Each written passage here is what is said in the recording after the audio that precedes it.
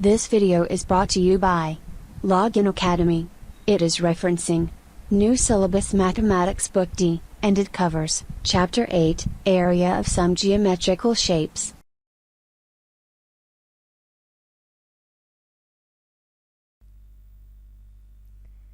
Exercise 8C question number 1 part C. Part C में जो हमारे पास गिवन डायग्राम है वो कुछ इस तरह से है कि इसमें भी हमें एक रेक्टेंगल गिवन है कुछ इस तरह से।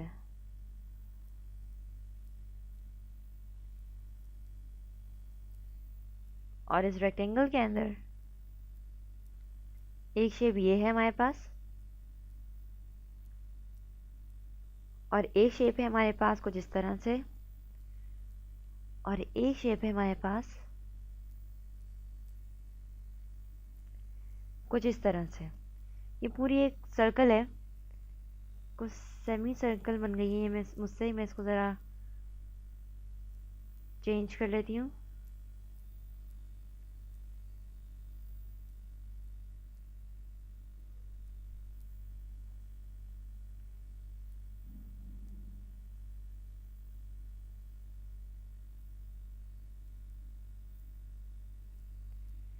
ये सर्कल टाइप एक शेप हमें यहाँ पर गिवन है। Not circle type means exactly circle. और यहाँ से लेके यहाँ तक जो इसका डायमीटर गिवन है वो है आपके पास 8 सेंटीमीटर।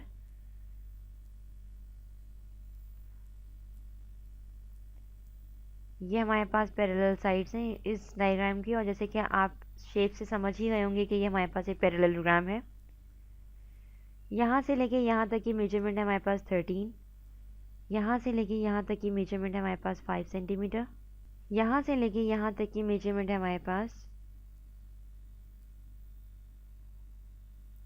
यहाँ से लेके यहाँ तक की मेजरमेंट है 19 और यहाँ से लेके यहाँ तक की मेजरमेंट है 23। यहाँ से लेके यहाँ तक की मेजरमेंट है 16 और यहाँ से लेके यहाँ तक की मेजरमेंट है हमारे पास 18। अब जो हमारे पास शेडेड रीजन है उसको हम कलर कर लेते हैं।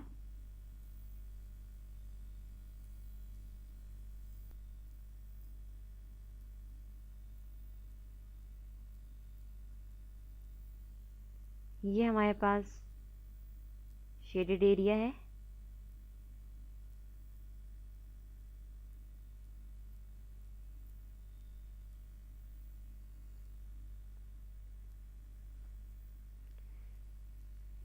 इस शेप के लिए सॉल्यूशन परफॉर्म करने से पहले हमें इस शेप को डिवाइड कर लेते हैं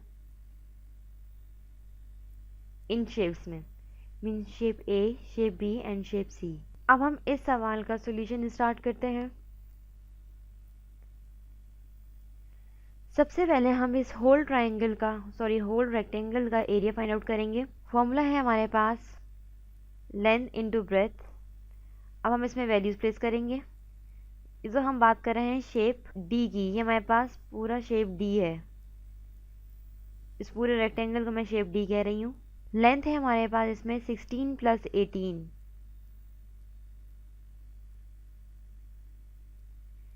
इसको मल्टीप्लाई करें ब्रेथ से, जो कि है हमारे पास 19 प्लस 13। 16 प्लस 18 है हमारे पास 34 multiply by 19 plus 13, sorry 19 plus 23। 19 plus 23 है हमारे पास 42। 34 multiply by 42 is equals to 1428 centimetre square. ये हमारे पास इस पूरे रेक्टेंगल का एरिया निकल के आ चुका है। अब हम बात करेंगे शेप ए की, जो कि है हमारे पास पैरेललोग्राम। पैरेललोग्राम के हमारे पास एरिया है बेस इनटू हाइट। अब जैसे कि आप ये देख सकते हैं अपनी डायग्राम में कि एक्सप्लिसिटली आपको हाइट गिवन नहीं है, लेकिन जो गिवन मेजरमेंट्स हैं उनमें से हम निकालेंगे। यहाँ से लेके यहाँ तक की जो हमारे पास मेजरमेंट होती है या जो हमारे पास डिस्टेंस होता है उसको हम हाइट कहते हैं, क्योंकि ये साइड भी हमारे पास पैरेलल है और ये वाली साइड भी हमारे पास पैरेलल है। दो पैरेलल लाइंस के दरमियान जो डिस्टेंस होता है उसे हम हाइट कहते हैं।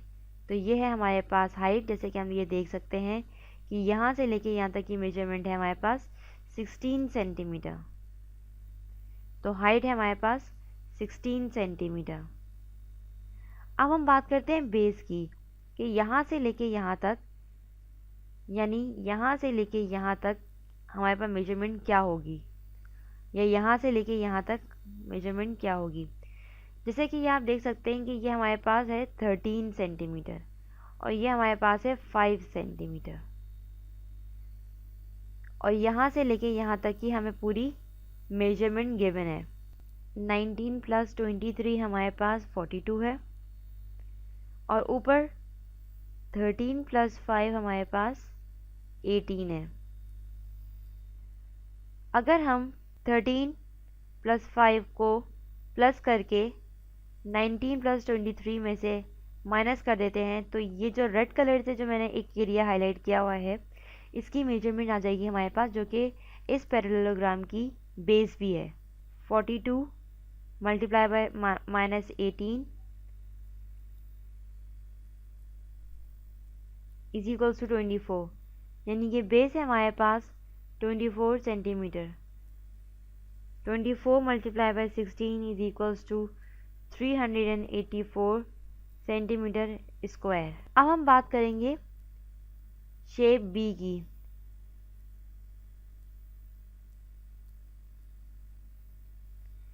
शेप बी हमारे पास एक रेक्टेंगल है।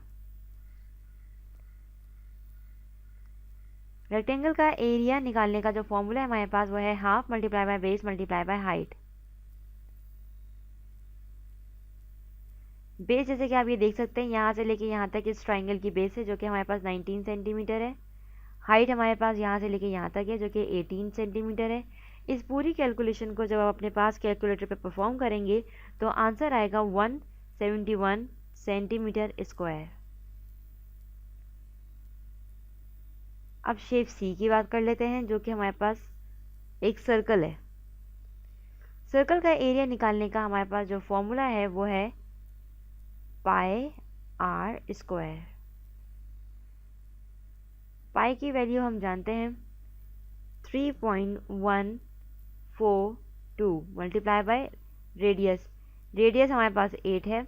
इस पूरी कैलकुलेशन को परफॉर्म करने के बाद जो आंसर आएगा वो है हमारे पास 201.088 सेंटीमीटर स्क्वायर।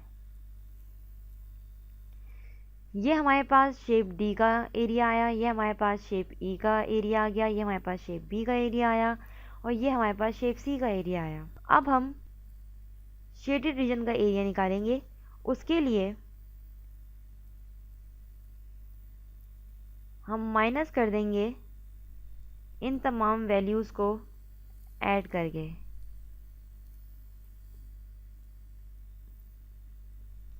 यानी 384 + 171 + 201.088 को माइनस कर देंगे 1428 को में से, तो आंसर आएगा आपके पास। सबसे पहले इस तमाम को सम अप कर लेते हैं। इसका आंसर आएगा हमारे पास 756.088, और इन दोनों को माइनस करने के बाद जो आंसर आएगा वो आएगा 671.912 सेंटीमीटर स्क्वायर। ये हमारे पास एरिया है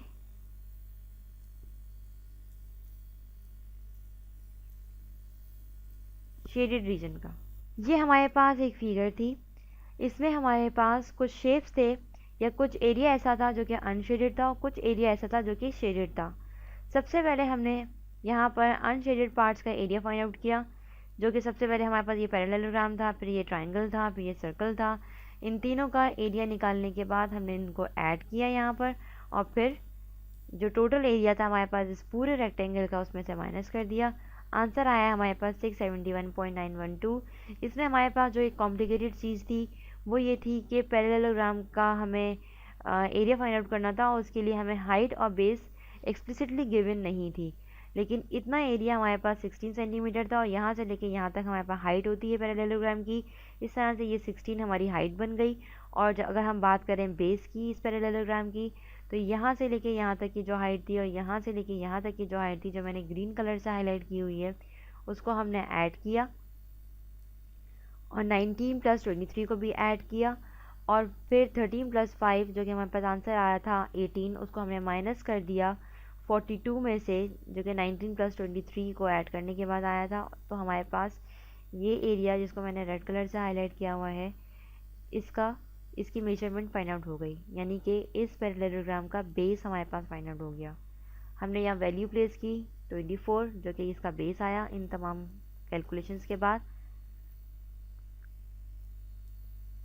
और फिर हमने अपनी फर्दर कैलकुलेशंस को प्रोसीड किया, तो हमारे पास आंसर आया 671.912 और यही हमारे पास हमारा रिक्वायर्ड आंसर है।